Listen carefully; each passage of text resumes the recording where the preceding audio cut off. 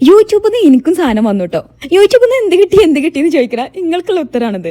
ഇന്ന് എനിക്ക് യൂട്യൂബിൽ നിന്ന് വന്നൊരു ഗിഫ്റ്റാണിത്.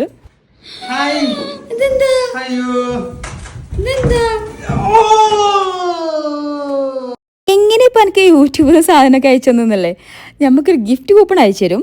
ആ കടയിൽ പോയിട്ട് നമുക്ക് ഇഷ്ടമുള്ള സാധനങ്ങൾ വാങ്ങിക്കാന്നുള്ളതാണ് കേട്ടോ ഓലെ പോളിസി.